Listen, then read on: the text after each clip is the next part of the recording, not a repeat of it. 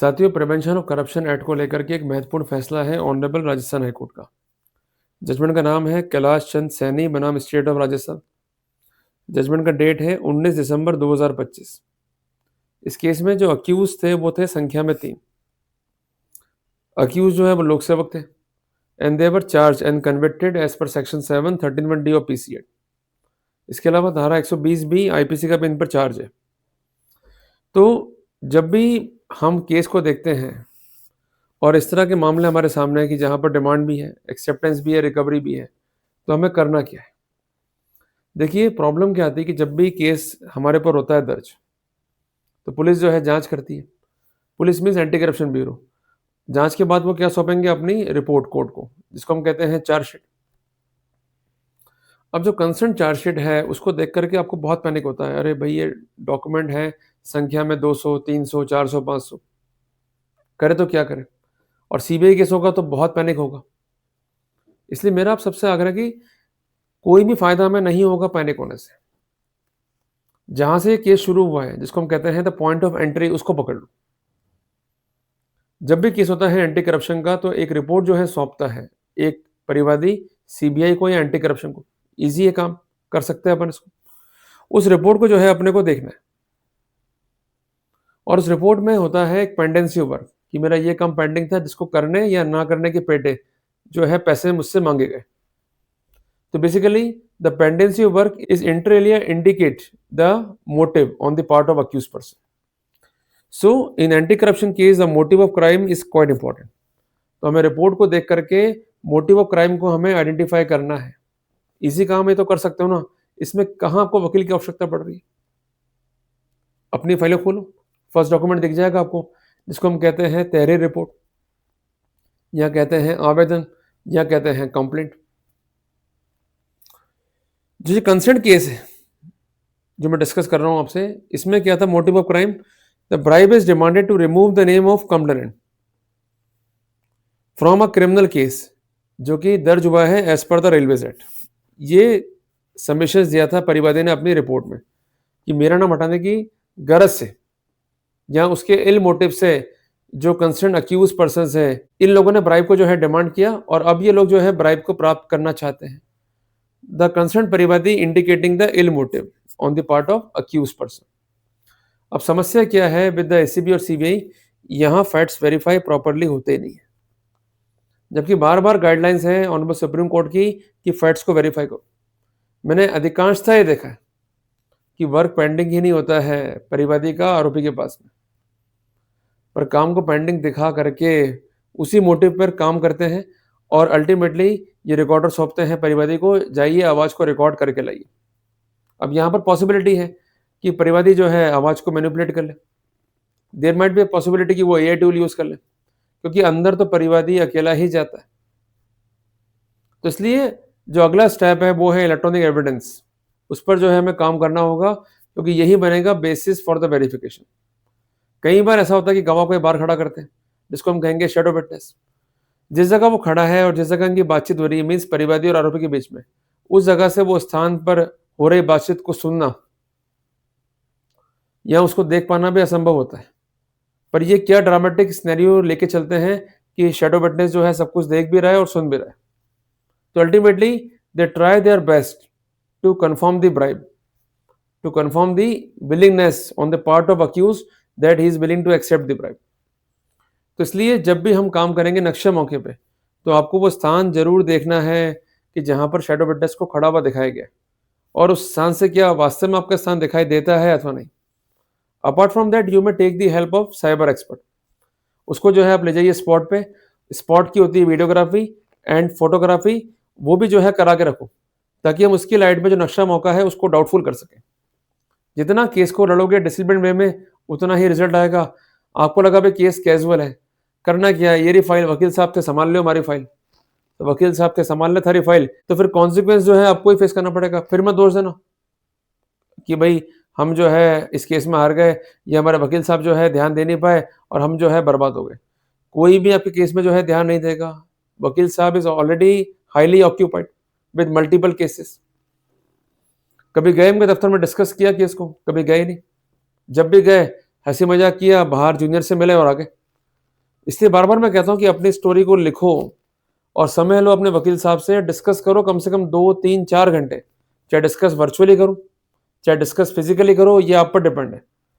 पर डिस्कस करना ज़रूरी है, बगैर डिस्कस के हम आगे नहीं बढ़ पाएँगे। पर डिस्कस का मतलब ये नहीं है कि आपके एंड ही लॉजिकल ना हो। आप अपना होमवर्क पूरा करके चलो, ताकि केस को पुट अप करने में, उन्हें समझाने में और सबमिशंस देने में आपको जो है ईज़ी रहेगा और आपकी बात को वो ढंग से कोर्ट में रख पाएँगे। उदाहरण के लिए अगर वर्क पेंडिंग नहीं है, अगर आपके पास कोई डॉक्यूमेंट है, तो सबसे पहले लिखिए मोटिव ऑफ क्राइम। अब उसका कार्ड क्या है, लिखिए नीचे कि ये काम पेंडिंग नहीं है, ये डॉक्यूमेंट सपोर्ट कर रहा है। इस तरीके से केस को लड़ा जाएगा। अगर आपका अप्रोच ही प्रॉपर नहीं है, अगर आपका अप्रोच ही ज़िगज़ैग है, you could not be succeeded. इस बात को सदैव ध्यान रखना। जब भी कंप्लेंट जो है दाखिल होती है, मैंने आपको बताया भी है, इनका प्राथमिक ऑब्जेक्ट क्या है कि कंप्लेंट को वेरीफाई करें, जबकि करते क्या है, ये रिकॉर्डर जो है सौंप देंगे परिवादी को कि जाइए आवाज़ को रिकॉर्ड कीजिए, जिसको हम कहते हैं वेरिफिकेशन प्रोसीडिंग। क्लियर है, पड़ताल करना उस कंप्लेंट की। अब यहाँ पर पॉसिबिलिटी है डिमांड होगा, पॉसिबिलिटी है डिमांड नहीं होगा। अब डिमांड होगा तो डिमांड कौन सा अक्यूज कर रहा है, ये काफ़ी इंपॉर्टेंट है। अगर मल्टीपल अक्यूज हैं, पॉसिबिलिटी है कि सिर्फ एक अक्यूज जो है डिमांड कर रहा है और अन्य अक्यूज जो है एक्सेप्ट कर रहे हैं ब्राइब को, या पॉसिबिलिटी है कि किसी अक्यूज से मिले तो उसने कहा अन्य अक्यूज से मिलो, फिर वो जो है डिमांड कर रहा है। तो जो भी कंसर्न वेरिफिकेशन है उसमें जो डिमांड है वो डिपेंड करेगा फैक्ट्स एंड सर्कमस्टेंसेस के ऊपर। तो इसलिए जब भी आप पढ़ो ट्रांसक्रिप्शन को तो 3 बातों को अश्योर कर लो। कहीं ये तो नहीं कि जो कंसर्न प्रॉपर्टीज है रिकॉर्ड की उसमें जो है छेड़खानी की गई है। कहीं ये तो नहीं कि ट्रांसक्रिप्शन में डिमांड ही नहीं आ रही है, पर डिमांड को तब भी जो है वेरीफाई बताया जा रहा है। कई बार ऐसा होता है कि अपने हिसाब से भी कुछ शब्दों को जोड़ देते हैं, या कई बार ऐसा होता है कि आवाज़ सुनाई दे ही नहीं रही है प्रॉपर तरीके से, तब भी ये स्पेसिफिक करते हैं कि भाई डिमांड ऑफ ब्राइब जो है दिखाई दे रहा है। इसलिए तसल्ली के साथ सीडी को सुनो, तसल्ली के साथ जो है ट्रांसक्रिप्शन को देखो और जो मिसमैच है उसको नोट डाउन करो और प्राइवेट साइबर एक्सपर्ट से आप राय लो और उससे रिपोर्ट लो रिगार्डिंग कि किस तरीके से यहाँ मैनिपुलेशंस हुए। There might be a possibility कि आपका एश वैल्यू आ जाए मिसमैच। पॉसिबिलिटी इस बात की भी है कि जो प्रॉपर्टीज हैं उस कंसर्न रिकॉर्ड की उसमें हो जाए मिसमैच, या कई बार इस बात की पॉसिबिलिटी भी है कि धारा 63 BSA का हो जाए यहाँ पर उल्लंघन। तो जो भी अपने को फायदा दिखेगा वो फायदा अपने को लेना चाहिए और जो एक्सपर्ट ओपिनियन है वो हमेशा फाइल पे सीख करनी चाहिए। अगर आप नहीं करोगे नुकसान जो है आपको ही खाना होगा। क्लियर है बात ये? कभी आपने क्रिकेट का मैच देखा हो, आपने देखा होगा कि एक खिलाड़ी कहता है कि साहब ये आउट है, और जब भी डाउट होता है फील्ड एम्पायर्स को तो वो रेफर करते हैं मैटर को टू द थर्ड एम्पायर। फिर वो इक्विपमेंट से चेक करता है कि प्रॉपर स्थिति क्या है और वास्तविकता क्या है। तो वही तो हमारे केस में हो रहा है कि हमारे जो काउंसलर्स हैं उनको जो है समय नहीं होता और हमको भी जो है नॉलेज नहीं है। तो बेसिकली मेरा कहना ये है कि you should take the proper review of your case इधर एट योर ओन लेवल और थ्रू एनी एडवोकेट जो आपको प्रॉपर समय दे पाए और उसके साथ साथ उस फाइल पे डिस्कस करते हुए जो प्रॉपर निष्कर्ष है, प्रॉपर सॉल्यूशंस है वो आपको दे पाए। क्लियर है बात है? तो मेरा कहना यह है आपसे कि आफ्टर वेरिफिकेशन इनका क्या होता है modus, pre trap. Pre trap तो इनकी अपनी प्रोसीडिंग है, फिर अगला इनका जो है प्रोसेस है वो है ट्रैप का। अब ट्रैप में पॉसिबिलिटी क्या है कि जिसने डिमांड किया वही एक्सेप्ट कर रहा है, या जिसने डिमांड किया अन्य को एक्सेप्ट कर रहा है। यहाँ पॉसिबिलिटी इस बात की भी है कि ए ने डिमांड किया, उसने रेफर किया बी के पास, बी ने भी डिमांड कर लिया और एक्सेप्ट कोई और ही कर रहा है। क्लियर है? तो जिससे पैसा जो है रिकवर होगा उसका स्पष्टीकरण जो है काफ़ी इंपॉर्टेंट है। अगर उसने अपना प्रॉपर स्पष्टीकरण नहीं दिया तो वहाँ पर नुकसान जो है खाना होगा। और एक बात जो है सदैव ध्यान रखना कि डिमांड के पॉइंट पे अलग होता है स्पष्टीकरण और जो रिकवरी का पॉइंट है उस पर अलग होता है स्पष्टीकरण। अगर डिमांड के पॉइंट पे स्पष्टीकरण नहीं है, धारा 20 प्रिवेंशन ऑफ करप्शन एक्ट का प्रिजम्पशन मोशन में आएगा, और अगर रिकवरी के पॉइंट पे स्पष्टीकरण नहीं है तो धारा 119 से BSA का वो जो है पिक्चर में आ जाएगा। अब जिस भी अक्यूज से मनी रिकवर होगा उसका होगा फिनोप्सिलिन टेस्ट। अब यहाँ पर एक चीज़ जो है आप नोट डाउन कर लो कि ये टेस्ट जो है मौके पर करना है और स्पॉन्टेनियसली करना है। कई बार क्या करते हैं लोग, रिकवरी पहले कर लेते हैं फिर टेस्ट परफॉर्म करते हैं, गलत है। और ये मैं नहीं कहता, इस बिंदु पर जजमेंट है ऑनरेबल सुप्रीम कोर्ट का जिसका नाम है N विजय कुमार बनाम स्टेट ऑफ तमिलनाडु। जजमेंट का डेट है 3 फरवरी 2021। ये काफ़ी इंपॉर्टेंट है। इस मामले में अक्यूज जो है वो चार्जशीट हुआ और हर आरोपी ये स्टैंड तो लेता ही रहता है कि उसने रुपया डिमांड नहीं किया, ना ही प्राप्त किया और ना ही किसी को उसने प्राप्त करने के लिए कहा है। पर सिर्फ कह देने से काम नहीं चलेगा, हमें केस को बनाना होगा यूनिक।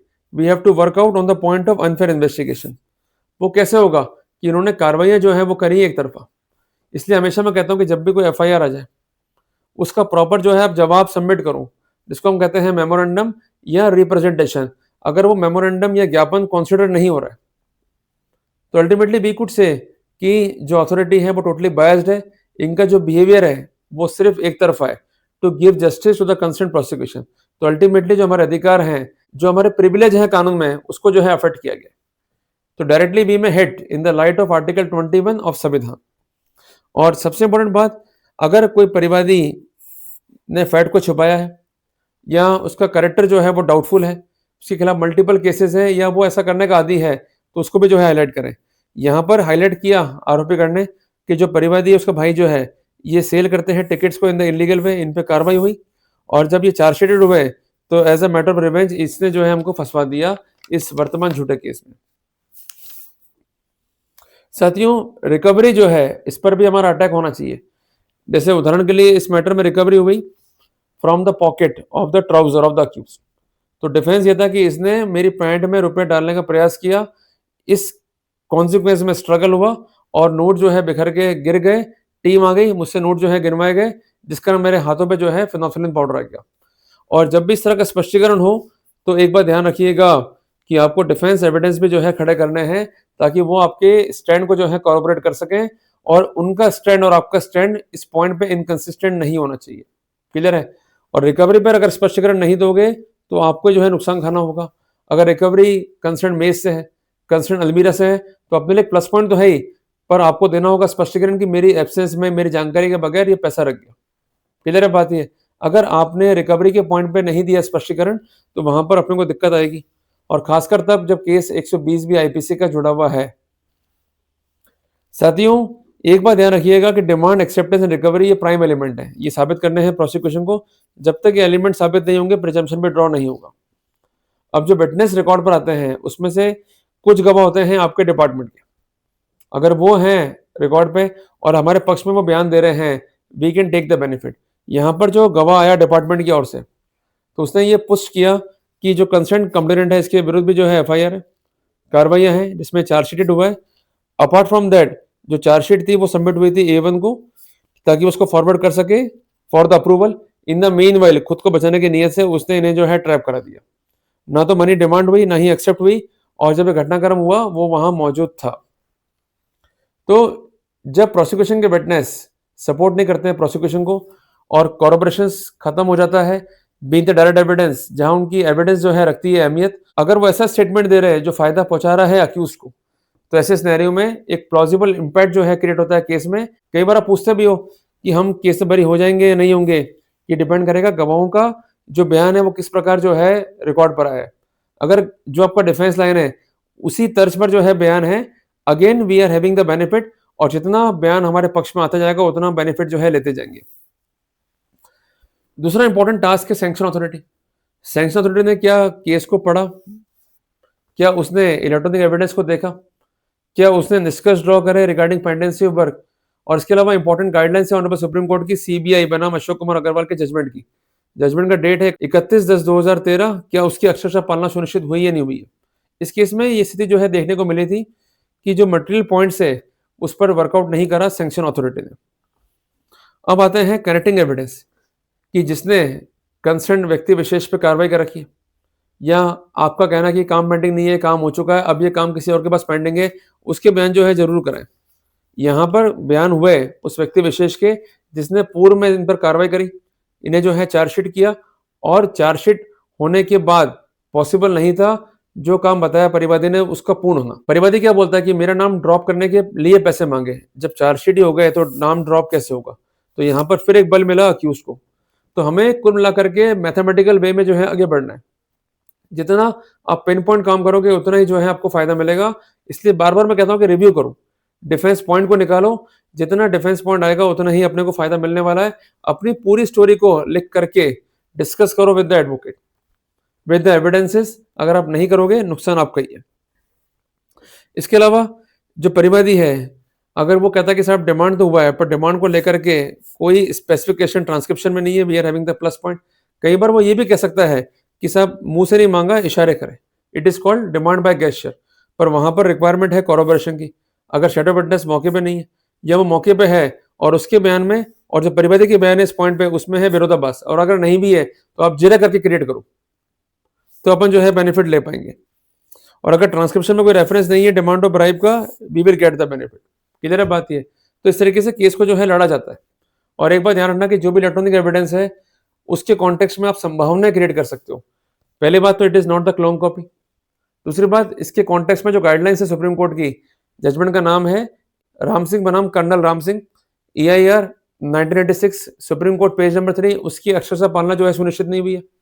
इसके अलावा ट्रांसक्रिप्शन भी जो है मैनिपुलेटेड है और धारा 63 BSA का जो है उल्लंघन हुआ है। Apart from that you may create the scenario कि AI टूल का जो है यूज हुआ है, आपकी आवाज को जो है मैनिपुलेट किया गया है।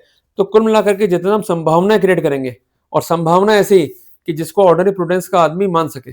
भाई आज के टाइम पे देखो AI टूल जो है यूज हो रहा है बहुत ज्यादा, और AI टूल का यूज करके कोई भी आवाज को क्रिएट भी किया जा सकता है। तो जो ऑर्डिनरी प्रूडेंस का व्यक्ति है वो जल्दी इस बात को मानेगा कि हाँ भाई हो सकता है कि इस केस में जो है यूज किया गया हो AI टूल। तो ultimately by creating such type of defences, जहां पर हम अपनी बात को सपोर्ट करेंगे विद साइंटिफिक एविडेंस, जहां हम सपोर्ट करेंगे अपनी बात को with other corporation, we could be succeeded to rebut the presumption if any. तो इस तरीके से केस पर जो है हमें काम करना है और प्रॉपर नोट्स को बनाते हुए जो है हमें आगे बढ़ना है। जल्दी मिलेंगे अपन एक नए टॉपिक के साथ। टिल देन, जय हिंद, जय भारत।